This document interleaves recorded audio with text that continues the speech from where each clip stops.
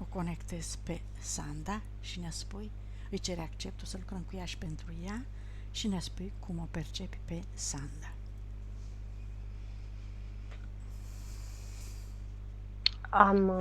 Merg pe malul unei prăpăstii. În spate e ca un fel de munte, dar e un munte foarte calcaros din ce-l percep eu. Tot mergând pe malul prăpastiei ăștia, muntele este în partea stângă, tot auzeam zgomote ciudate din munte. Înăuntru muntelui se scoate, aș zice că se forează, dar sunt muncitori acolo. Nu pot să-mi dau seama dacă scoate cărbune, diamante, aur sau minerale. Oricum se lucrează în munte. La un moment dat se aud bușituri. Bușituri ca de bombe, explozii în interior. În fața mea este o femeie cu un copil. Copilul să aibă undeva la 3 ani și jumătate, este o fetiță. Femeia are în jur la 35 de ani. În momentul când le-am atins, fetița este Sanda.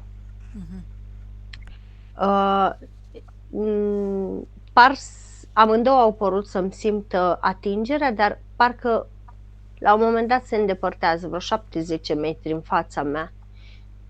Și e ca și când nu mai pot să înaintez. Și deodată percep că după ce am auzit o explozie, ceva din muntele ăsta se prăbușește și e, cum să spun, în momentul în care se prăbușește, e ca și când îi smulge bolovanii ăștia, îi smulge copilul din mână și o îngroapă jos sub derămături.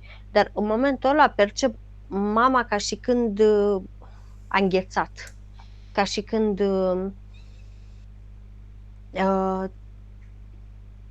când ceva din mamă parcă pleacă cu copilul, dar și rămâne așa înghețată, pur și simplu.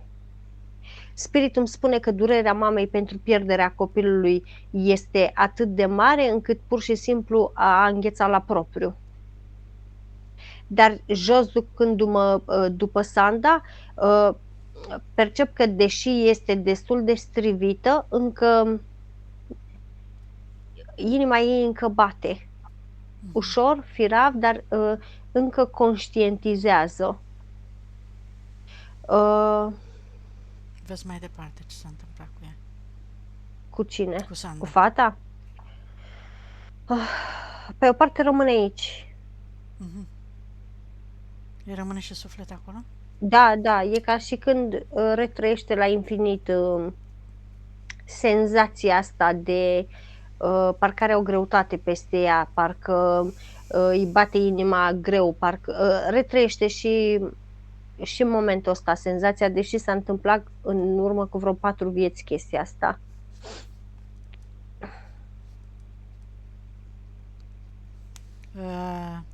Înțeleg că durează până când părăsește corpul.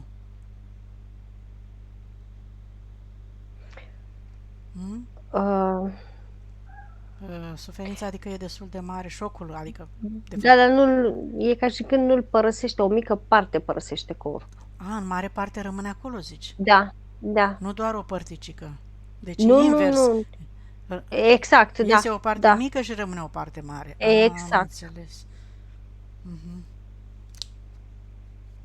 Cu 4 vieți. În ultimele 4 vieți, ia parcurgeți un pic traseul ultimelor 4 vieți, să vedem ce s-a întâmplat, cu cât energie a funcționat. Următoarea viață moare călcată de tren. Tot de față cu mama ei. Tot în urma unei bușituri. Vezi dacă mama ei e aceeași. Da, este aceeași. Viața de după o văd, deci a treia cum ar veni, o văd pe un câmp se ară cu un plug cu boi, dar e ca și când, în momentul când e tot fetiță, tot mică, dar mică, are în jur la 7 ani jumate, 7,8 mi-arată aici, 7 ani și 8 Mhm. luni. În momentul când se duce cu sunt paie de-astea ca de grâu înalte, uscate, Mhm. dar se așa cu ele, știi? Mhm. Și o percep pe ea stând acolo și se joacă, e ca și când împletește în paiele astea. Când trece un plug foarte, foarte lat, Mhm. când trece cu plugul, percep că îi ia picioarele. Mhm. Dar cum să spun, nu este atât de foarte, este foarte ascuțit plugul, dar cum să spun, îi le scrilojește așa când ia, dar oricum îi taie picioarele. Tatăl este tot actual la mamă, cel care a dat cu plugul. Mhm. La fel, e terminat din cauza hemoragiei, copila moare. Mhm. Și asta de acum. Uită-te la părinții ei de acum, Amalia. Se regăsesc în viețile trecute? Mama eu regăsesc. Mama a fost cu ea în fiecare viață. Suferințele lor de acolo stocate este cauza bolilor lor din această viață? E, îmi vine să zic mai mult decât asta. Mhm. Mhm. În sensul că legătura lor este foarte afectivă, dar și e ca și când au un contract de experimentare împreună, dar atât ea cât și mama le percep foarte scindate pe amândouă. Mhm. Uh, Era să moară la naștere ea, de pildă.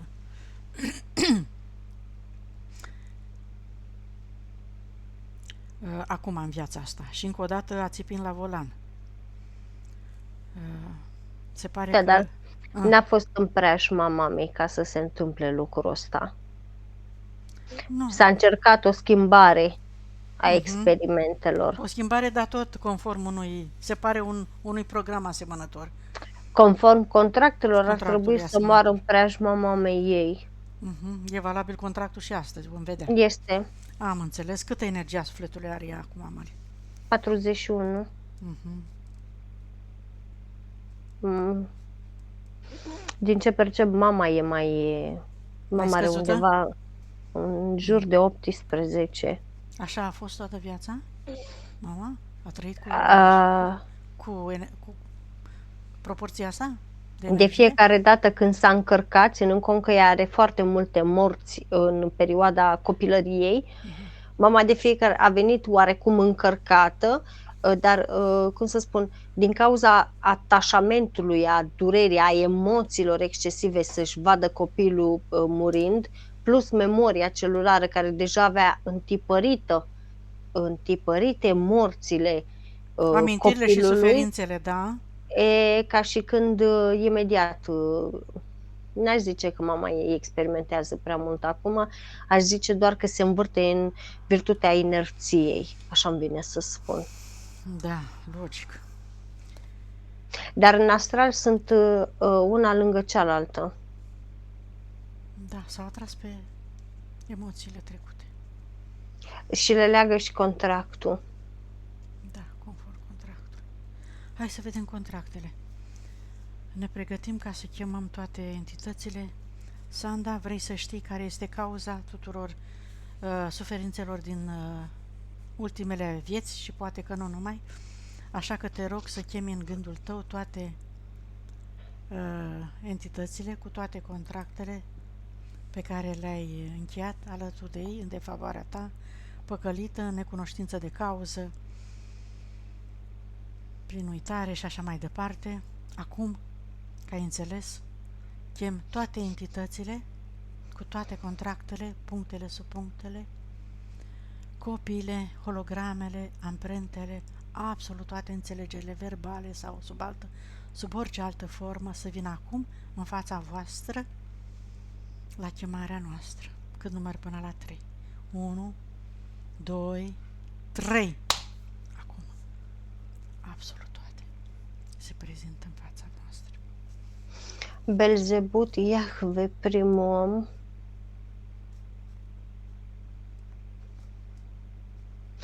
Dracos, Ra, Anubis, și au foarte mulți, niște gri percep, niște insectoizi percep, mama ei cu contract și percep foarte mulți reptilieni. Cum mama ei cu contract? A apărut și mama ei cu un contract în mână?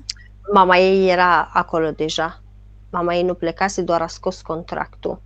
Și l-a scos pentru că spiritul meu i-a spus că este cazul să-l întrerupă, că nu le ajută. Dacă îl vor lăsa, au un contract stipulate puncte și înțelegeri între ele, să fie una lângă cealaltă în preajma morților, la experiența morților. Am înțeles, despre contractul ăsta e vorba.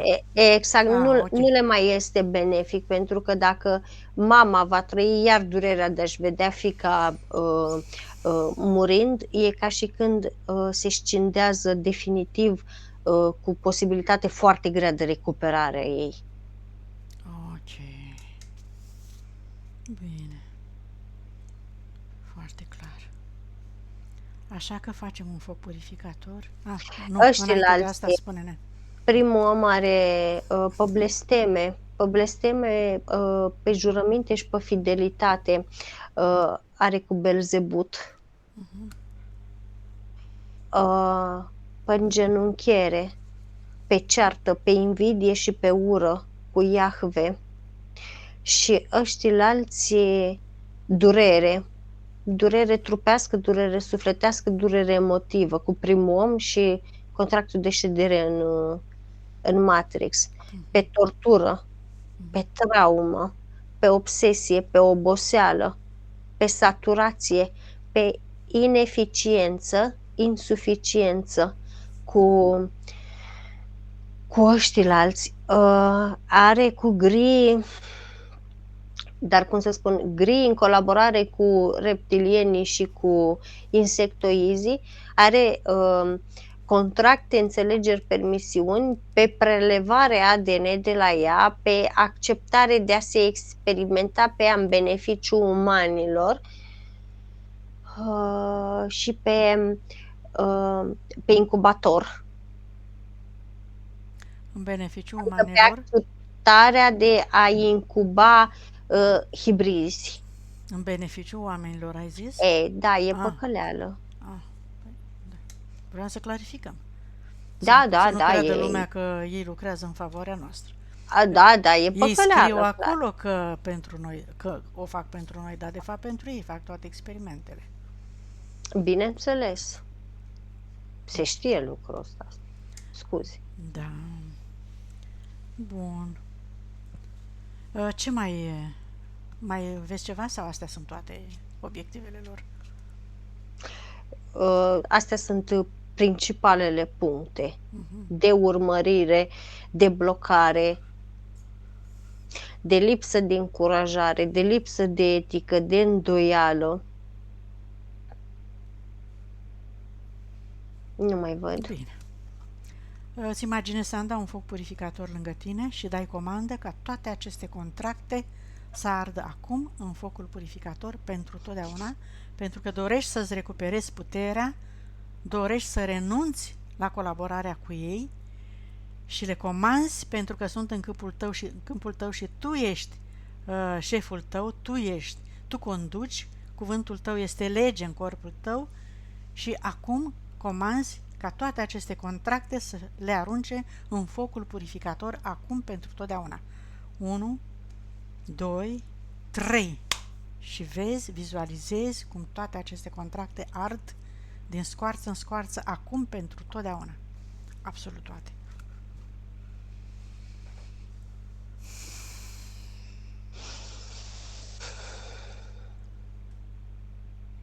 Da. Au ars toți? A mai rămas cineva? A mai rămas Belzebut. Ăsta din ce dimensiune este, Maria? Oh, e prinț al iadului ăsta. Minus cât? -2. Da. Așa mi-arată el, dar are spectru mai larg. Da, bănuiesc. Bine, hai să-i facem... pardon. Hai să le eliminăm și pe ăsta. Sanda, dai acum, iei decizia că alegi Dar stai, nu e Belzebut, ăsta e Bahomed. Bahomet. E tot Da, acolo, e că și la tot aia. Tot prinți sunt amândoi, dar l-am văzut că se uită urât la mine și ceva de L-ai genul... jignit? Nu le place comparația, dar ăsta e Bahomed. Știu eu expresie românească, tot un drache. Și ăla... Da, adevărat. A cui se potrivește cel mai bine expresia asta? Bahomed, așa. Să-i luăm toate acordurile, da? Să neutralizăm energia blestemelor, ajurămintelor, promisiunilor Dai și comandă, Sanda? aligămintelor. Așa. Ca toate aceste creații să se destructureze acum, să se anuleze, să se anihileze tot ce ai creat cu ei în trecut până acum, ai conștientizat că nu ți aduce beneficiu și refuzi să le mai păstrezi acum pentru că totdeauna le anulezi, le arzi, îți iei energia de acolo, transformi totul prin puterea ta, care ți-am spus este lege în corpul tău, și le comanzi să se întoarcă de unde au venit pentru totdeauna. Închidem portalul în urma lor, sigilăm, parafăm, drum fără întoarcere, acum pentru totdeauna. Păi el îl simțea.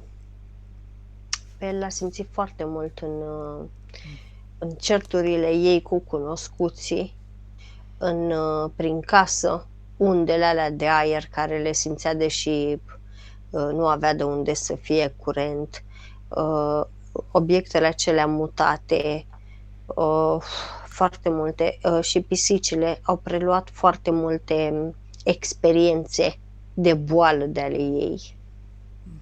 Pisicul principal de asta o fi murit? Toate au preluat ca să o ajute pe ea în experimentare. E ca și când i-au prelungit. Au luat ele asupra lor până se trezește, nu? Au luat ele asupra lor ca să poată să ducă ea mai departe. Adică, dar spiritul meu spune că nu poți să o consideri jertfă, pentru că asta fac în special spiritele animalelor. E un ADN-ul lor, e felul lor de a fi, de a se comporta, nu? Sunt majoritatea, prea puțini au suflet ca și animale, majoritatea au spirite, iar acestea sunt spirite care vin în ajutorul unor umani. Da, mă rog. Ok. Hai să vedem ce au lăsat și în corp acum, să-i scoatem toate implanturile, toate programele, toate blocajele. Are o pălărie de fier pe cap, ca un fel de planetă. Asta îi produce vertij, asta îi produce, îmi vine să spun, și amețeală, asta îi produce stare de vomă, asta îi produce confuzie. Și în momentul când zic confuzie, parcă o văd citind o listă, dar parcă o ia de la capăt, că în momentul când a ajuns jos cu cititul, a uitat ce a citit mai sus. Sau la cumpărături sau chestii de-astea, îi produce confuzie. Mai e o chestie care îi produce, mai văd un implant în ureche stai să mă duc în spatele ei, în urechea dreaptă. Ăsta îi produce țiuit, dar nu neapărat țiuit, că produce el țiuit în ureche, cât oamenii care sunt în preajma ei, parcă îi face să vorbească pe un ton apăsat, parcă îi face să vorbească, să producă zgomot deranjant pentru urechea ei. E ca și când îi distorsionează, inclusiv îi distorsionează anumite, cum îi spune, învățături, anumite conștientizări. în sensul că se uită la un film, dacă o pui să-ți povestească, va omite foarte multe puncte importante din filmul respectiv să-ți povestească, să facă rezumatul. Da. Ok. Are ca un fel de pânză formatoare, îmi vine să-i zic. Pânză are peste amândoi. Dar una este, pânza este lină, catifelată, cealaltă e ca și când ar fi viscoză din asta, așa, mai crețulie, mai, în sensul că aceeași persoană cu un ochi îl percepe într-un fel, cu celălalt ochi îl percepe în alt fel, ca și când același om, două interpretări diferite, total. Parcă de la spate îl vede bun și din față îl vede foarte rău. Nu știu, vede două fețe, în orice caz. Mai degrabă două proiecții, spune spiritul meu. Proiectează pe un om două fațete. Nu că așa ar fi omul. Da, Așa așa îl îl vede vede ea, ea. așa îl percepe ea, da, din cauza implantului.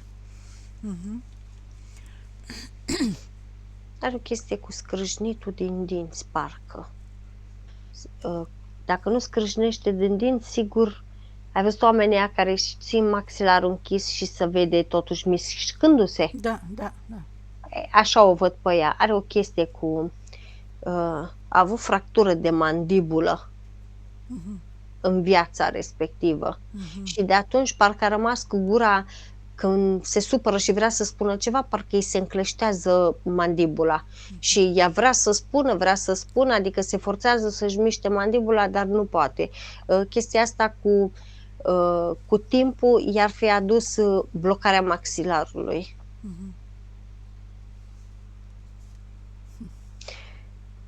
Câmpul inimii are ca un fel de furtun de jur împrejurul inimii ei. E la fel, îi conferă dualitate. Dualitate în sentimente. Cu partea internă a inimii emite căldură, cu cealaltă emite rece și e ca și când în transmisie neutralizează.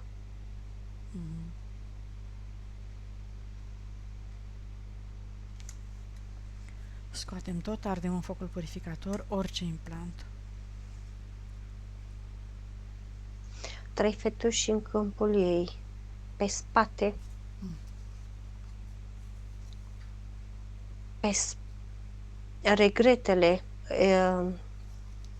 regretele și vinovăția îi ține aici.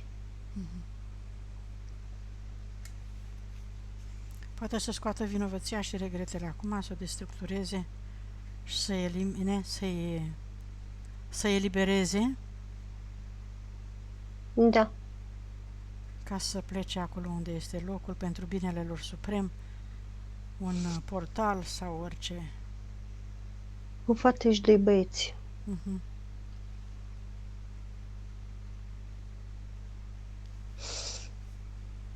Da.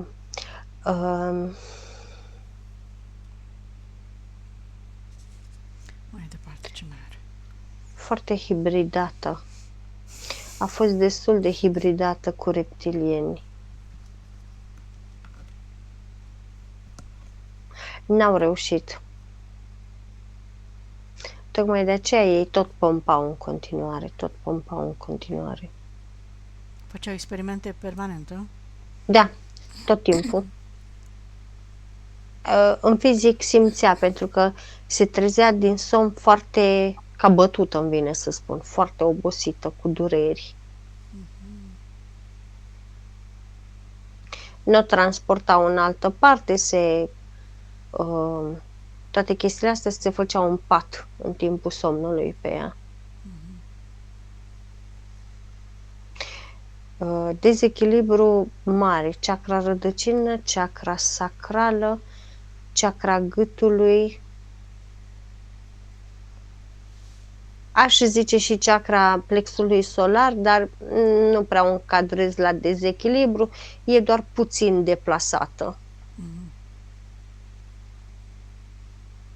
Ca și unde de formă are foarte multă frustrare pe spate, are foarte multă încăpățânare și supărare în cap. Le și scoate spiritul meu odată ce le spun. Are foarte multă durere în gât, în gură, în stomac. Îi le scoate larve astrale în stomac.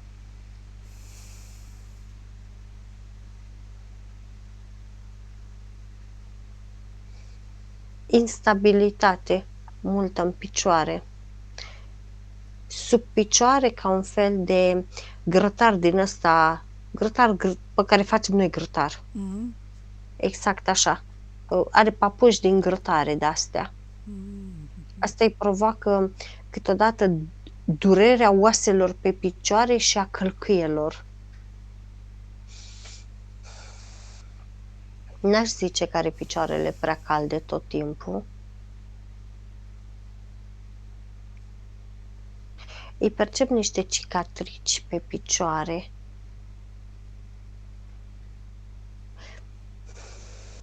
Clar are pe ambele picioare, dar zice mai predominant pe dreptul. La genunchi, frica de înaintare provocată și susținută de niște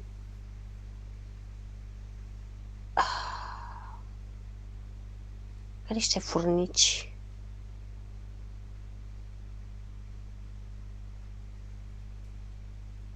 Le scoate. Șoldurile îi scârție, îmi vine să spun. Îi scârție de la prea multă muncă, de la prea multă tensiune.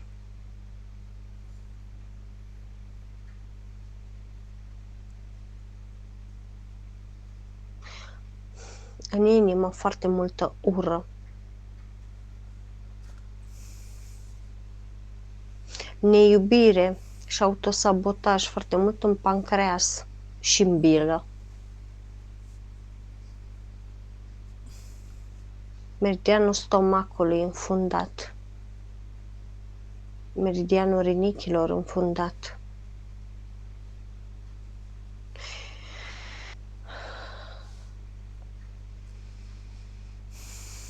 Meridianul bilei dezechilibrat. Al vezicii urinare, la fel dezechilibrat.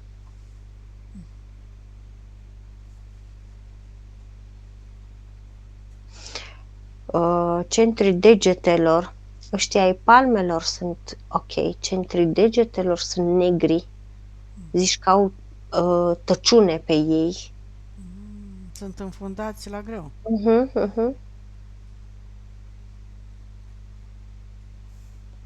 De acolo și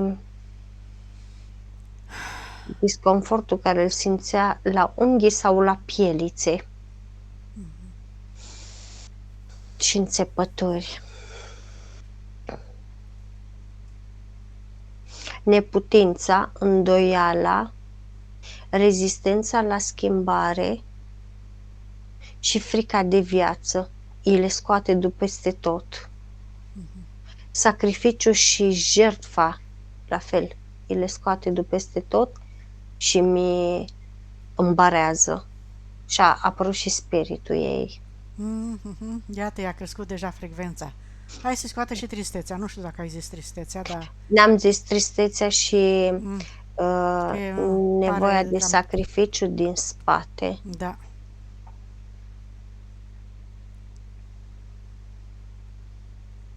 Bun. Spiritul ei spune că nu a fost plecat tot timpul. Vine și pleacă, vine și pleacă, vine și pleacă. E ca și când fluctuații frecvențiale foarte bruște la ea.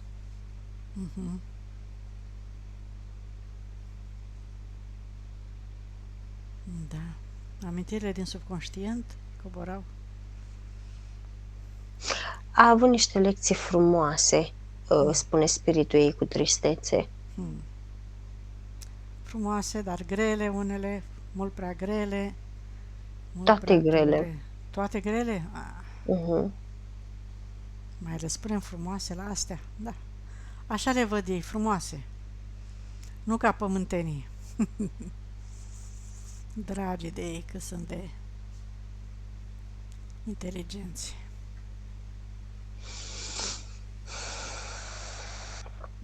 Cordoane. Mm. Vii.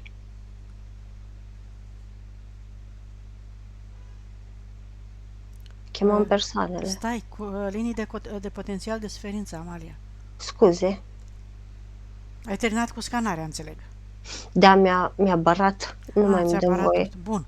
Linii de potențial de suferință și de conectare de la egregoare, care are acolo Și astrale inferioare, și astrale conștiințe inferioare. colective. Cum să nu? Cu Bahomet acolo n-avea cum. Dar n-are, în timp ce spiritul meu luminează și deconectează și cicatrizează și tot așa la cordoanele astea, mă uitam pe linia de potențial și așteptam să-și pună ceva. E ca și când parcă nu-și recunoaște linia, e ca și când parcă n-are așteptări. S-a săturat, nu mai vrea nimic, nu mai și-a proiectat nimic, a ajuns la saturație, ce a făcut? Da, ceva de genul, îmi spune că nu știe ce să-și construiască acolo, că parcă e bine așa. S-a obișnuit cu rău, știi cum? Că mintea noastră așa face, da. Zice, lasă că e bine așa față de rău pe care l-ai avut, acum e bine. Dar noi avem posibilitatea să schimbăm totul radical. Așa că rugăm partea subliminală și fizică a Sandei să-și curețe bine toate vechiturile, toate amprentele, toate amintirile trecute de acolo, toate traumele, toate proiecțiile greșite în defavoarea ei și să-și, cu frecvența nouă de lumină strălucitoare, să-și creeze acum cu optimism și bucurie proiecte frumoase, plăcute pentru ea, relaționale, iată, cu persoanele cu care nu se înțelegea, cu sănătate, să fie sănătoasă, să fie corpul ei să fie, să o conducă și mintea ei să o asculte și să o conducă pe drumul benefic pentru ea și ce ar mai putea să-și propună, să-și aleagă calea către zona, către țara cea mai benefică pentru ea. Că avea un punct în care întreba care este mai benefică, România sau o altă țară. Italia. Iată. Și-a ales deja, foarte bine. Dar nu-i rămâne definitiv. Dar pe următorii 5 ani Italia e benefică. Bun. Sigur că se modifică și frecvența ei și situațiile din jurul ei, relațiile cu mediul înconjurător. Bun, deconectarea de la egregoare conștiințe colective astrale inferioare. A făcut-o spiritul meu. Și acum hai la cordoane. Să o chemăm pe toate persoanele, da, mama este în viață, soțul, frate, inclusiv soră. Botezurile și... Așa, scuze. Și cununia, spune spiritul meu să reamintesc că s-a făcut la contracte. Ok, foarte bine, mulțumim. S-a deconectat de tot și toate. Și acum să chemăm persoanele, inclusiv pe cele care le-am spus și pe verișoara ei. Parcă verișoara era cea cu care s-a supărat. Ia stai să vedem. S-a supărat pe mine pentru că verișoară, da? Da. I-am scris o scrisoare când era mătușa bolnavă în care am certat-o și acum nu mă mai poate ierta. I-am cerut iertare, dar tot nu mă iartă de la înmormântarea mătușii. Hai să vedem de ce. Tot ce a fost persoane nebenefice în preajma ei, ca să poată să-și schimbe experiența, spiritul spune că a făcut tot posibilul să îndepărteze. persoana la agresoară. voia ei și la alegerea ei. Tocmai de aceea a plecat de acolo și s-a dus în Italia. E ceva de genul schimb locul, schimb norocul. Știi, Sanda, în situații în care ni se întâmplă astfel de cazuri, da, de despărțiri de așa, e bine să ne gândim și la partea benefică, numai că e un rău în toate astea. Poate că e spre binele nostru viitor și că sufletul, spiritul nostru lucrează în favoarea noastră, dar noi pe moment ni se pare că e ceva rău, dar poate pentru viitorul nostru e bine. Trebuie mereu să avem în vedere aspectul ăsta. Scuze, Amalie. Ei îi plăcea zona de confort, spune spiritul ei. Așa a fost obișnuită cu ei, așa vrea să meargă în continuare. Că se înțelegea bine cu ea, că așa și pe dincolo, dar poate că tu vezi acum ceva. S-au înțeles la timpul potrivit. Dacă ar fi continuat, nu s-ar mai fi înțeles. Iar așa cum face ea salturi bruște în schimbări frecvențiale, tocmai de aceea n-au mai făcut conexiune, aderență una cu cealaltă. Și nu doar cu ea, cu majoritatea văd. Și spiritul ei spune exact așa, nu și-a pus întrebarea de ce cât a stat acolo nu s-a înțeles cu mama ei absolut deloc și cum a plecat a început să se înțeleagă cu mama ei. Dar cu Verișoara a avut karmă? Vrei să știe. S-au cunoscut, dar n-aș putea să spun neapărat karmă. Deci, mai degrabă proiecții care le-a făcut ea în viața asta asupra tuturor, nu doar a Verișoarei, asupra tuturor. Datorită ce a avut pe ochi, ea a perceput într-un anumit fel. Drept dovadă, pe mama ei a perceput-o haotică, dar mama ei era haotică din cauza durerilor, în special din cauza durerii pierderii ei. Și ulterior scindării, desigur. Corect. Pentru că nu mai dar era ea dar și scindarea mamei ei s-a produs tot datorită ei, dacă e să o luăm pe partea corectă. Da, dar contractele, că nu e vorba de vin aici, e vorba de să înțelegem situația care a fost, cauza pentru care s-a scindat. Și poate că, revenind la Verișoară, poate că atunci era momentul să se despartă de ea, cum ai zis, pentru binele Sandei, dar acum poate să rea legătura, pentru că Sanda odată eliberată și curățat, după ce curățăm cordonul, poate oricând să nu mai afecteze Verișoara și poate oricând să aibă o relație armonioasă adică trebuie să privim din multe unghiuri. Cât timp nu face proiecții asupra ei și cât timp nu are așteptări. Adică să nu judeci, să nu analizezi, să nu faci la adresa ei nimic, da? Situația se va schimba, nu doar cu Verișoara, se va schimba per total cu toată lumea. Toate persoanele din jur. Foarte bine. Să cureți acum cordoanele. Partenerul percep stai că ea este cu soțul ei, vrei să zici. Era vorba de partenerul... eu îi zic că îl văd ca și parteneri, adică nu se comportă ca un soț, se comportă ca un partener de completare totală. E ca și când susținere, egalitate, zâmbet, e ca și când comunică telepatic foarte bine unul cu celălalt. Cu partenerul și cu sora ei. Sora și partenerul ei, sororii vrea să zică ea, că vrea să aibă o armonie. Dacă au karmă comună, adică. Au karmă comună. N-aș spune că este o karmă grea între ei. Mai trebuie să echilibreze comparația. Bun, după se va schimba. Au avut niște conflicte. Ăștia doi erau căsătoriți, dar ea i-a nedreptățit. Și de atunci a rămas așa puține... Bine, n-aș spune că adică nu e nimic atât de... Nu e grav între ei, mai degrabă o șicanare.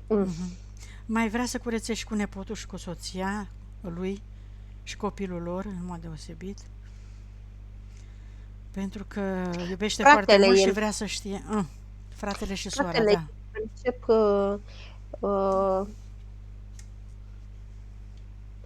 n-aș zice arogantă sora ei. aș zice, mai serioasă sora ei. În schimb, fratele, Mhm. îl percep cam, să zic, propostios, așa, nu știu cum Mai să... pesimist? Mhm. Are așa o chestie cu la fiecare, la tot ce vorbim aici și vedem, la fiecare cordon care îl curățăm, el tresare. Dar tresare așa, puțin în mod ciudat. Speriat sau? Da, mai degrabă speriat. O avem Da, picătură mare. face cam ceva de genul ăla. A trecut pisica neagră strada în fața noastră, stai să dăm 3 pași înapoi, știi? Cam așa îl percep. Da. Program în funcție de programele lor, de ce au ei.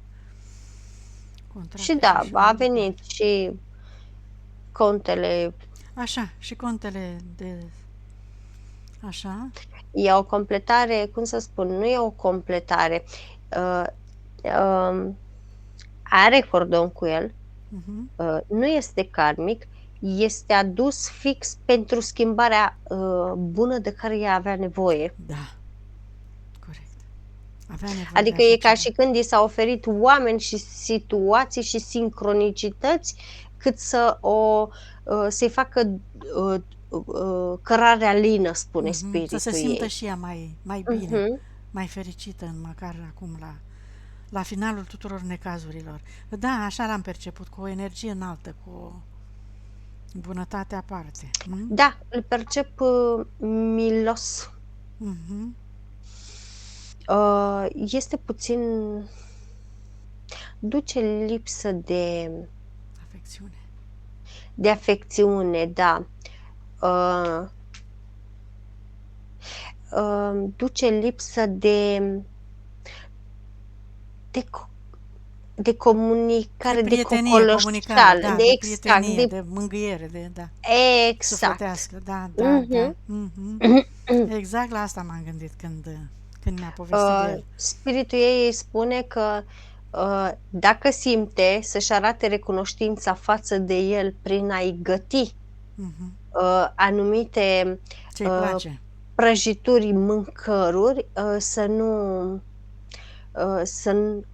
nu aibă rețineri în a o face. Și dacă poate să-și arate recunoștința făcând o cafea sau un ceai, să stea de vorbă cu el la umbra unui copac, îi recomandă să o facă. Atât cât le permite relația, sigur că da. Bineînțeles, da. Da. O prietenie sinceră. Bun, foarte bine, cam asta a fost. Astea au fost punctele, acum ați merge mai departe și la transgenerațional. Stai așa, că n-au transmit informații, n-au tăiat Ba da, cordoanele. s-au Ba da? transmis Tu ai informații, făcut da. acolo. Ok. Spiritul meu transmite informațiile pe care ea le deține pe cordoane. Acum cicatrizează unde le-a smuls și acum am trecut la transgenerațional. Tatăl. Și cine mai este, că nu mai ne-a zis de nimeni? Sunt destui la transgenerațional. Bunici, străbunici, sigur că da. Câte vieți a avut? Stai că noi n-am aflat câte vieți a avut. 322. Aha. E venusiană. Așa, de ce a venit? Să experimenteze iubirea.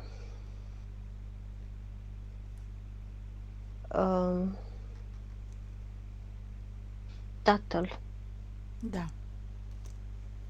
Incomplet îl aud că se simte. Sau nu, că s-a simțit. S-a simțit incomplet. A murit tânăr, la 48 de ani. S-a simțit sufocat. S-a simțit neajutorat. S-a simțit bolnav. A murit de cancer. Da, s-a simțit nefericit, neîmplinit. Am zis neajutorat? Cred că da. Ne-a ajutat, probabil. E altceva. Ne-a ajutat de cei din jur? Nu-mi dă senzația că a avut prea multe așteptări la cei din jur. Mai degrabă îmi spune starea lui fără a-i implica pe cei din jur. Cum s-a simțit el în sinea lui. Parcă a trăit tot timpul cu frica vieții. Cum să spun? Parcă și-a blocat cancer la prostată a avut, pentru că în Nu știu, nu mi-a zis. zona urinară îl văd că Ne auzi, Sanda? Da, la plămâni a avut cancer, după care metastaze. La plămâni. da, dar în zona prostatei mi-arată ca și când îi era frică să facă și pipi și se bloca. Iar ceva de genul ca și cum la un moment dat de atâta reținere emoțională în interiorul ei, parcă a început să necrozeze. Zona genitală, zici. Zona genitală mi-o arată mie, are și plămânul negru, dar, cum să spun, mai degrabă decât plămânul, mai degrabă îi percep afectată zona genitală și rinichii la el. Frica de viață. Tot timpul îmi spune că a avut frica de viață. N-a știut să trăiască. Nu s-a iubit. Cancerul vine pe neiubire, hă? Pe tristețe. Tristețe. La el pe tristețe. Pe lucruri care putea să le facă și nu le-a făcut, pe regrete mai degrabă. A vrut să-i spună ceva înainte să moară? Sandei? Nu a vrut să spună absolut nimic, își făcea un rezumat al propriei vieți pentru că simțea că se sfârșește. Au avut blesteme de familie? Știe el ceva? Au avut foarte multe blesteme de familie. Dar faptul că, ok, a fost și gardian, spune spiritul ei, care s-a ocupat ca aceste blesteme să fie puse în funcțiune, dar au fost și urmașii transgeneraționalului care au crezut în ele. Iar chestia asta i-a dat putere și mai mare lui Baphomet ca să le pună în aplicare. Păi la el mă gândeam că el e cu blestemele, hă? Adică și asta are în grafic. În cazul... Fișa postului. Da. Toți demonii au blesteme în fișa postului. Da, corect. Doar că cu cât e de rang mai înalt, cu atâta blestemele sunt mai grave, dar atâta timp cât ai o frecvență mai ridicată și atâta timp cât, ok, ai și ceva de genul, ok, ai frecvența mai scăzută, dar mintea ta nu crede că te poate afecta, ești mai puțin vulnerabil. Nu că nu ești vulnerabil, ești mai puțin vulnerabil. Da. Dar dacă ai o frecvență ridicată și tu crezi că acel blestem nu te afectează, e ca și când îl barezi. Bine, îl barezi, dar și când ți-ai scăzut frecvența să te ții. Că atunci s-o dă cu, cum să spun... Când te prinde pe picior greșit, ți-o iei triplă. E ceva de genul, adică vine, cum să spun, buf! A transmis tatăl cancerul fiicei, Sandei? Nu. Nu? N-are Sanda cancer? N-am perceput cancer în corpul ei. Am avut, dar m-am vindecat. Nu, chiar n-am perceput celule canceroase. Deci se poate vindeca de cancer, iată. Pe cale medicală te-ai vindecat, Sanda? Naturală. Naturală? Plante cu frecvență înaltă, probabil, nu? Toți avem celule canceroase în noi. Da. Depinde de emoția care le activează. Exact. Și aici e strânsă legătură și cu mentalul, dar e mult de discutat și pe chestia asta. Păi mergem mai departe. Noi curățăm cordonul pe transgenerațional, destructurăm tot, șterge tot ce a creat și pe acest... și în acest program îl destructurează de boală, de cancer, de preluare, de așa mai departe.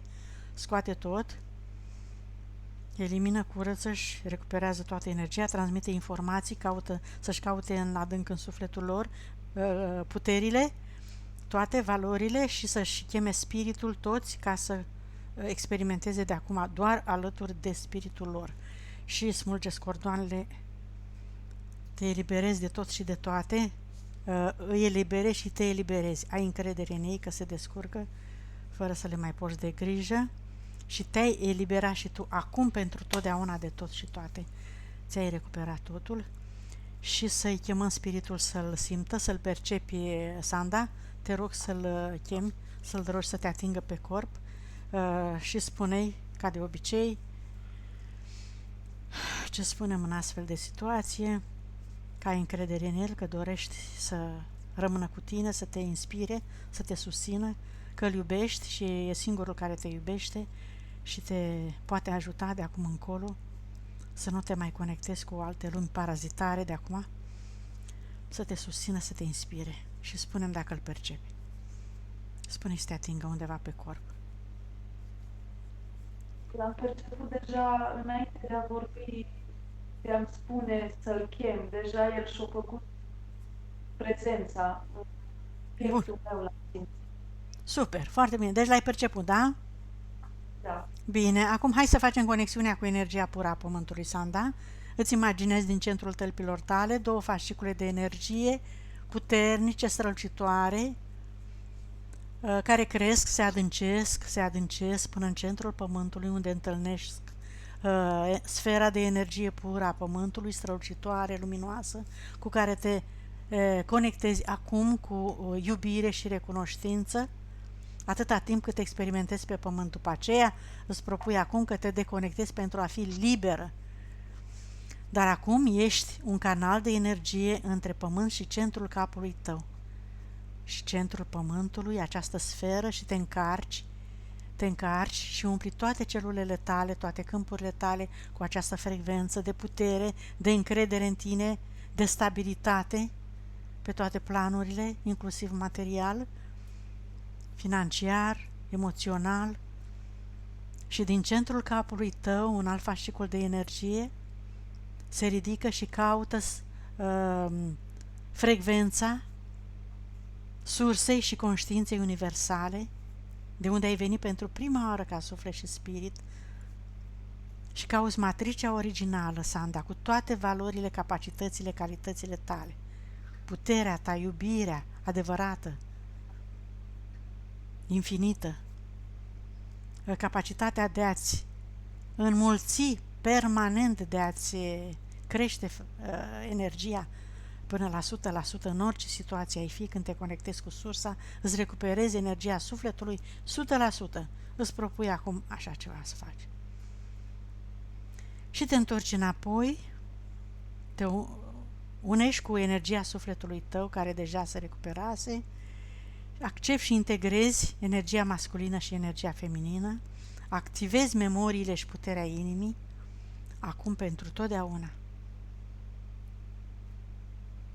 Inima ta pulsează la întreaga capacitate și îți irigă din creștet până în picioare toate celulele tale prin vasele de sânge și integrezi cele trei părți, suflet, spirit, minte, acum pentru totdeauna. În cap. Bine. Echilibrezi emisfera dreaptă cu emisfera stângă. Extinzi energia și curezi câmpurile de orice amprenta a trecutului, suferințelor. Ai lăsat în urmă, ai acceptat experiențele tale, te-ai eliberat de toate amintirile, trăiești într-o nouă energie, ca un nou născut, în care ești la frecvență maximă, extinzi până în casa ta și curezi casa, curezi tot spațiul, curezi toate obiectele, inclusiv obiectele religioase pe care le mai ai, până când vei reuși să te înduri, să le abandonezi pentru totdeauna, într-un mod optim și necesar pentru tine. 3 portaluri. Ale ei toate, poate să le închidă pe toate 3? Am putut să le închid pe toate 3, da. Bun. Pentru totdeauna sau? Nu le-am sigilat, le-am închis. Îi curăță spiritul ei aici, purifică. Este important, spune spiritul meu, să spunem că i s-au adus toate fragmentele de suflet din toate morțile respective, s-au șters la împământare și la conexiunea cu sursa. Atunci s-au șters amprentele și emoțiile destructive de acolo și s-au închis portalurile către dimensiunile. respective. Da, Da, perfect. gata. Perfect, Amalia, perfect. S-a curățat și casa.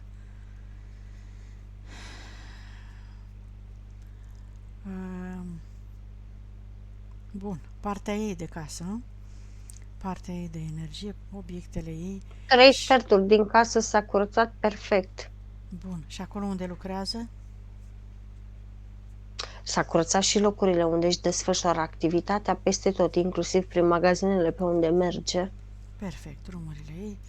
Așa, cât la sută s-a recuperat? Robinetul abundenței, scuze, să vedem cum este. Acum începe să curgă. Ce îi recomandă spiritul? Atenția pe ea și atenția pe inima ei.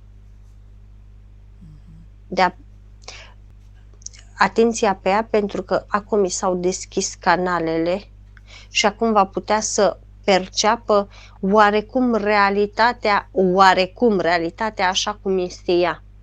Să vadă Nu o corect. să mai vadă dualitate atât de multă cum vedea înainte.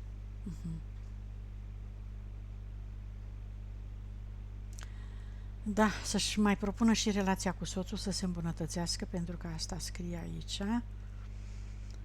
Așa, și pisicile, să ne mai uităm, mai sunt despre pisicii noștri care au murit bolnavi, au ales să plece când nu eram acasă, acum avem o pe mama pisicilor bolnave. Bun, uite-te un pic la ea să vedem dacă ea e în regulă sau ce se întâmplă cu ea. E mai în vârstă. Da. Percep că e mai în vârstă și percep că la fel nu poate să metabolizeze atât de repede cât de bine Ar vrea și ar dori să facă pentru stăpâna ei. de asta se tot îmbolnăvește. Celelalte au fost mai fragile, ea a fost mai solidă, a rezistat. Da, corect. Ok. Dar o poate ajuta radiestezic. Bine atunci. Am curățat-o și noi acum, dar oricum, pe parcurs, tot va prelua, tot o va ajuta. Pisicul pe ea. Da. Ok. Nu, aceasta e pisica care stă în brațele soțului. Nu prea doar de la soț, prea de la ambii. Bun, acum vă ajutați reciproc. Ce să faceți? Asta e. Cât la sută s-a recuperat energia sufletului? 100%. Conștientizare? 81%. Cum te simți, Sanda? Rămâi acolo când am terminat? E vreo schimbare? Da. Mă simt foarte lejeră, foarte armonioasă, liniștită, fără gânduri, calmă. Bun. Te-ai regăsit în descrierile Amaliei? Da, m-am regăsit, parcă mi s-au luat Toate greutățile, nu? greutățile, da, din spate. Da, ai avut ceva de dus. Amintiri din trecut. Gata, ești nou născut, acum ești aliniată la sursa pură și conștiința universală, la energia pură a Pământului, rămâi așa. Acceptul de publicare, da. În metabolizare câte zile? Întâi? 8 zile. 8 zile și dacă ne dai acceptul de publicare, Da. mulțumim, încheiem aici. Da.